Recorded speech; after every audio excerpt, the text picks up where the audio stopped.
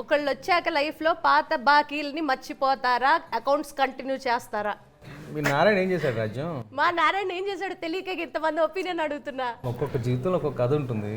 ఈ కథ సంబంధించి ఏంటనేది రామ్ అప్రాజ్ గారిని అడగాలి మనం.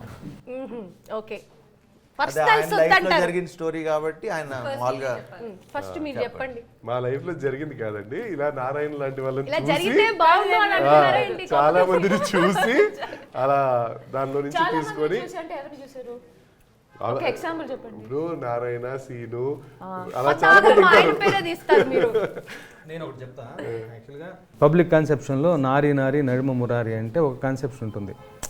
ఏకకాలంలో ఇద్దరు అన్న ఒక వ్యవహారం ఉంటుంది.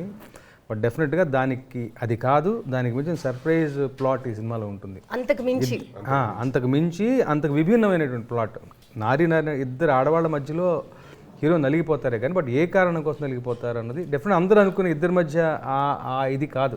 ఇది ఒక సెపరేట్ సెటప్, సెపరేట్ ప్లాట్. ఇది అది సినిమా చూస్తే మీకు తెలుసు, కొత్త కాన్సెప్ట్ ఇది. అంటే జీవితం ఇంత విచిత్రంగా మహానుభావుల్లో మళ్ళీ కొత్త కాన్సెప్ట్ అంటారు కదా, అలా ఇది ఒక కొత్త కాన్సెప్ట్. అంటే జీవితం ఇంత విచిత్రంగా ఉంటుందా అన్నది ఈ కథ చూసి తెలుస్తుంది. ఒక విచిత్రమైన ఒక లాక్ ఉంటుంది. బట్ ఇద్దరు ఆడవాళ్ళ మధ్య కాబట్టి that way also it is app title, నారి నారి నడుమ మురారి.